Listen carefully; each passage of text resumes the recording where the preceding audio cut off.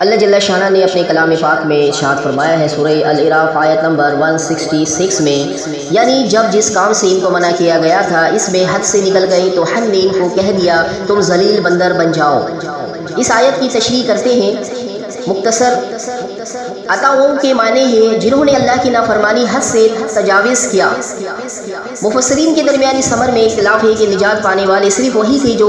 منع کرتے تھے اور باقی دونوں عذاب الہی کی زد میں آئے، یا زد میں آنے والے صرف معصیت کار تھے، باقی دو جماعتیں نجات پانے والی تھی۔ امام ابن کثیر نے دوسری رائے کو ترجیح دی ہے۔ اللہ تعالیٰ نے اپنے مبارک کلام میں ارشاد فرمایا ہے سورہ الاعراف آیت 167 میں، اور وہ وقت یاد کرنا چاہیے آپ کے رب نے یہ بات بتلا دی کہ وہ ان یہود پر قیامت تک ایسے شخص کو ضرور مسلط کرتا رہے گا جو ان کو سزائے شدید کی تکلیف پہنچاتا رہے گا۔ بلا شبہ آپ کا رب جلدی ہی سزا دے دیتا ہے اور بلا شبہ وہ واقعی بڑی مغفرت اور بڑی رحمت والا ہے۔ اس آیت کی تشریح کرتے ہیں، یعنی وہ وقت بھی یاد کرو جب آپ کے رب نے ان یہودیوں کو اچھی طرح باخبر کر دیا یا جتلایا تھا، یعنی قسم کھا کر نہایت تاکید کے ساتھ اللہ تعالیٰ فرما رہا ہے وہ ان پر قیامت تک ایسے لوگوں کو مسلط کرتا رہے گا جو ان کو سخت عذاب میں مبتلا رکھیں گے۔ چنانچہ یہودیوں کی پوری تاریخ اس ذلت و مسکنت اور غلامی و محکومی کی تاریخ ہے جس کی خبر اللہ تعالیٰ نے اس آیت میں دی ہے۔ اسرائیل کی موجودہ حکومت قرآن کی بیان کردہ اس حقیقت کے خلاف نہیں ہے، اس لیے کہ وہ قرآن ہی کے بیان کردہ استثنا وحبل من الناس کی مظہر ہے جو قرآنی حقیقت کے خلاف نہیں بلکہ اس کی معید ہے۔ یعنی اگر ان میں سے کوئی توبہ کر کے مسلمان ہو جائے تو وہ ذلت و رسوائی سے بچ جائے گا۔ پروردگار عالم نے انسانوں کی رہنمائی کے لیے اپنے قرآن پاک میں ارشاد فرمایا سورہ الاعراف آیت 168 میں، اور ہم نے دنیا میں ان کی مختلف جماعتیں کر دیے، بعض ان میں نیک تھے اور بعض ان میں اور طرح کے تھے، اور ہم ان کو خوشحالیوں اور بدحالیوں سے آزماتے رہے شاید باز آ جائے۔ اس آیت کی تشریح کرتے ہیں، اس میں یہود کے مختلف گروہوں میں بڑھ جانے، ان میں سے بعض کے نیک ہونے کا ذکر ہے، اور ان دونوں طریقوں سے آزمائے جانے کا بیان ہے کہ شاید وہ اپنی حرکتوں سے باز آ جائے اور اللہ کی طرف رجوع کرے۔ خالق کائنات کا ارشاد ہے اپنے قرآن پاک میں سورہ الاعراف آیت 169 میں، پھر ان کے بعد ایسی لوگ ان کے جانشین ہوئے کہ کتاب کو ان سے حاصل کیا، وہ اس دنیا فانی کا مال متاع لے لیتے ہیں اور کہتے ہیں ہماری ضرور مغفرت ہو جائے گی، حالانکہ اگر ان کے پاس ویسا ہی مال متاع آنے لگے تو اس کو بھی لے لیں گے۔ کیا ان سے اس کتاب کے اس مضمون کا عہد نہیں لیا گیا اللہ کی طرف سے بجز حق بات کے، اور کسی بات کی نسبت نہ کرے، اور انہوں نے اس بات میں جو کچھ تھا اس کو پڑھ لیا، اور آخرت والا گھر ان لوگوں کے لیے بہتر ہے جو تقویٰ رکھتے ہیں، پھر کیا تم نہیں سمجھتے؟ آئیے اس آیت کی تشریح کرتے ہیں۔ اولاد صالحہ کو اور خلف نالائق اولاد کو کہتے ہیں۔ اردو میں بھی ناخلف کی ترکیب نالائق اولاد کے معنی میں مستعمل ہے، ادنا قریب سے ماخوذ ہے، یعنی قریب کا مال حاصل کرتے ہیں جس سے دنیا مراد ہے، یا یہ دنا سے ماخوذ ہے جس سے مراد حقیر گرا پڑا مال ہے،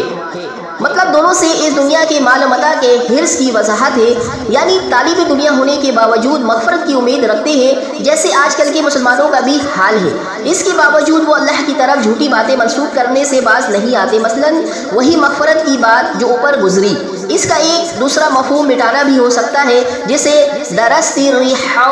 الاثار، ہوا نے نشانات مٹا ڈالے، یعنی کتاب کی باتوں کو مٹا ڈالا، محو کر دیا، یعنی ان پر عمل ترک کر دیا۔ پروردگار عالم کا فرمان ہے اپنے قرآن پاک میں سورہ الاعراف آیت 170 میں، اللہ کا ارشاد اللہ فرما رہے ہیں جو لوگ کتاب کے پابند ہیں اور نماز کی پابندی کرتے ہیں ہم ایسے لوگوں کو جو اپنی اصلاح کرے ثواب ضائع نہیں کریں گے۔ اس آیت کی تشریح کرتے ہیں، ان لوگوں میں سے جو تقویٰ کا راستہ اختیار کر لے، کتاب کو مضبوطی سے تھام لے جس سے مراد اصلی تورات اور جس پر عمل کرتے ہوئے نبوت محمدی پر ایمان لے آئے، نماز وغیرہ کی پابندی کرے، تو اللہ ایسے مصلحین کا اجر ضائع نہیں کرے گا۔ اس میں ان اہل کتاب سیاق کلام سے یہاں بطور خاص یہود کا ذکر ہے جو تقویٰ تمسک کیا کتاب اور اقامت صلاۃ کا اہتمام کرے، اور ان کے لیے آخرت کی خوشخبری ہے۔ اس کا مطلب یہ ہے کہ وہ مسلمان ہو جائے اور رسالت محمدیہ پر ایمان لے آئے، کیونکہ اب پیغمبر آخری زمان محمد مصطفیٰ صلی اللہ علیہ وآلہ وسلم پر ایمان لائے بغیر نجات اخروی ممکن نہیں۔ اللہ رب العالمین کا ارشاد ہے اپنے قرآن پاک میں سورہ الاعراف آیت 171 میں، اور وہ وقت بھی قابل ذکر ہے جب ہم نے پہاڑ کو اٹھا کر سائبان کی طرح ان کے اوپر معلق کر دیا اور ان کو یقین ہو گیا کہ اب ان پر گرا، اور کہا کہ جو کتاب ہم نے تم کو دی ہے اسے مضبوطی کے ساتھ قبول کرو اور یاد رکھو جو احکام اس میں ہے اس سے توقع ہے کہ تم متقی بن جاؤ۔ آیت کی تشریح کرتے ہیں یہ اس وقت کا واقعہ ہے جب حضرت موسیٰ علیہ السلام ان کے پاس تورات لائے اور ان کے احکام ان کو سنائے، تو انہوں نے پھر حسب عادات ان پر عمل کرنے سے انکار و اعراض کیا، جس پر اللہ تعالیٰ نے ان پر پہاڑ کو بلند کر دیا کہ تم پر گرا کر تمہیں کچل دیا جائے گا، جس سے ڈرتے ہوئے انہوں نے تورات پر عمل کرنے کا عہد کیا۔ بعض کہتے ہیں کہ رفع جبل کا یہ واقعہ ان کے مطالبے پر پیش آیا جب انہوں نے کہا کہ ہم تورات پر عمل اس وقت کریں گے جب اللہ تعالیٰ پہاڑ کو ہمارے اوپر بلند کر کے دکھائے، لیکن پہلی بات زیادہ صحیح معلوم ہوتی ہے، واللہ عالم۔ یہاں متعلق پہاڑ کا ذکر ہے، لیکن اس سے قبل سورہ بقرہ آیت 63 اور آیت 93 میں دو جگہ اس واقعے کا ذکر آیا ہے، وہاں اس کا نام صراحت کے ساتھ کوہ طور بتلایا گیا ہے۔ اللہ تعالیٰ اپنے قرآن پاک میں ارشاد فرماتے ہیں سورہ الاعراف آیت 172 میں، اور جب آپ کے رب نے اولاد آدم کی پشت سے ان کی اولاد کو نکالا اور ان سے انہی کے متعلق اقرار لیا کہ کیا میں تمہارا رب نہیں ہوں، سب نے جواب دیا کیوں نہیں، ہم سب گواہ بنتے ہیں تاکہ تم لوگ قیامت کے روز یوں نہ کہو کہ ہم تو اس سے محض بے خبر تھے۔ آئیے اس آیت کی تشریح کرتے ہیں۔ یہ عہد حضرت آدم علیہ السلام کی تخلیق کے بعد ان کے پشت سے ہونے والے تمام اولاد سے لیا گیا۔ اس کی تفصیل ایک حدیث میں اس طرح آتی ہے، عرفہ والے دن نعمان جگہ میں اللہ تعالیٰ نے اسلاب آدم سے عہد میثاق لیا، بس آدم کی پشت سے ہونے والی تمام اولاد کو نکالا اور اس کو اپنے سامنے پھیلا دیا اور ان سے پوچھا کیا میں تمہارا رب نہیں ہوں، سب نے کہا کیوں نہیں، ہم سب رب ہونے کی گواہی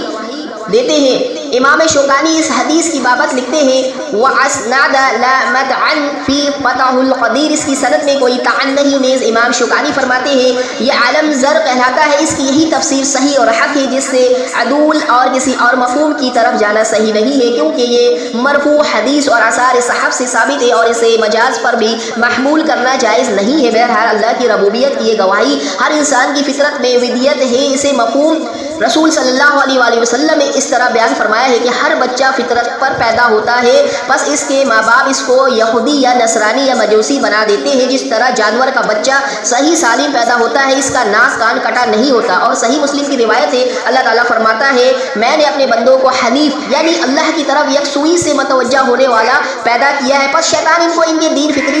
فطری سے گمراہ کر دیتا ہے۔ الحدیث، یہ بات، یہ فطرت یا دین فطرت یہی رب کی توحید اور اس کی نازل کردہ شریعت ہے جو اب اسلام کی صورت میں محفوظ اور موجود ہے۔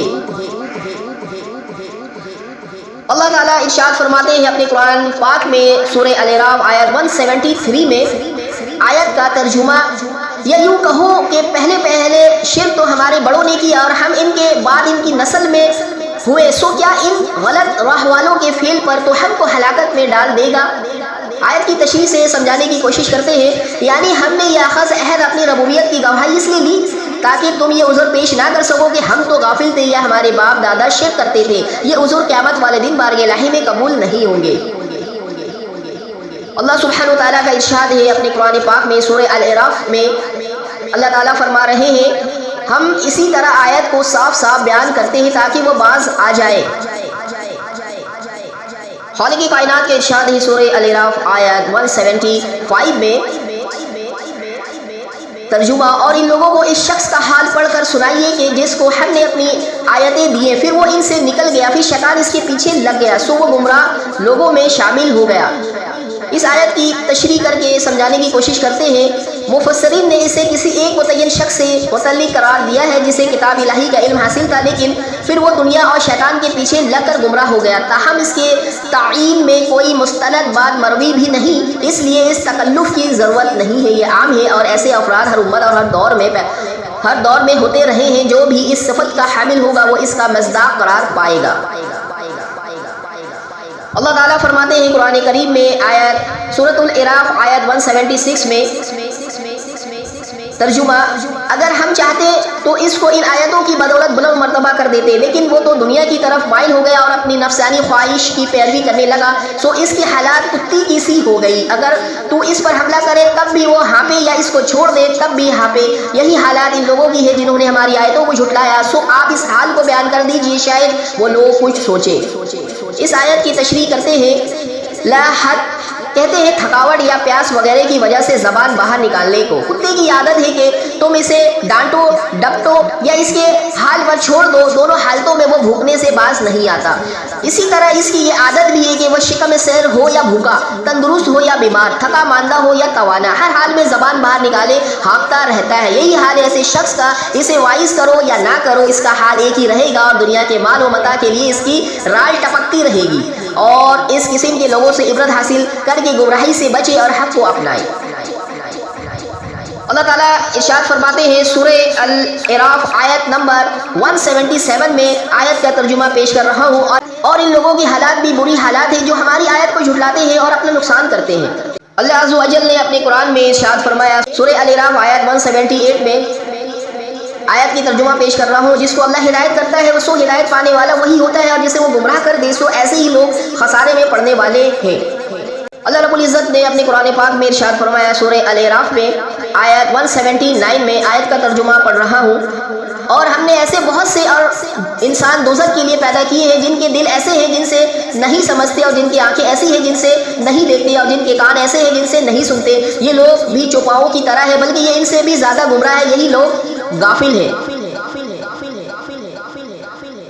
آیت کی تشریح کرتے ہیں، اس کا تعلق تقدیر سے ہے، یعنی ہر انسان اور جن کی بابت اللہ کو علم تھا وہ دنیا میں جا کر اچھے یا برے کیا عمل کرے گا اس کے مطابق اس نے لکھ رکھا ہے۔ یہ انہی دوزخیوں کا ذکر ہے جنہیں اللہ کے علم کے مطابق دوزخ والے ہی کام کرنے تھے۔ آگے ان کی مزید صفات بیان کر کے بتایا گیا ہے، جن لوگوں کے اندر یہ چیزیں اس انداز میں ہو جس کا ذکر یہاں کیا گیا ہے تو سمجھ لو کہ اس کا انجام برا ہے۔ یعنی دل آنکھ کان یہ چیزیں اللہ نے اس لیے دی ہے کہ انسان ان سے فائدہ اٹھاتے ہوئے اپنے پروردگار کو سمجھے، اس کی آیات کا مشاہدہ کرے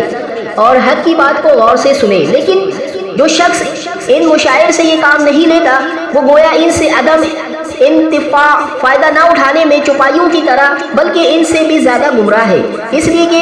چوپائے تو پھر بھی اپنے نفع نقصان کا کچھ شعور رکھتے ہیں اور نفع والی چیزوں سے نفع اٹھاتے اور نقصان دینے والی چیزوں سے بچ کر رہتے ہیں، لیکن اللہ تعالیٰ کی ہدایت سے اعراض کرنے والے شخص کے اندر تو یہ تمیز کرنے کی صلاحیت ہی ختم ہو جاتی ہے کہ اس کے لیے مفید چیز کون سی ہے اور مضر کون سی۔ اسی لیے اگلے جملے میں انہیں غافل بھی کہا گیا ہے۔ اللہ تعالیٰ نے ارشاد ہے اپنے قرآن پاک میں سورہ الاعراف آیت 180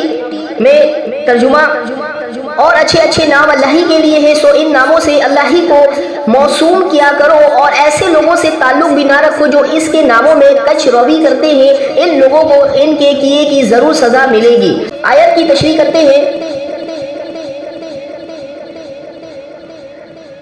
حسن احسن کی تعریف ہے۔ اللہ کے اچھے ناموں سے مراد اللہ کے وہ نام ہیں جن سے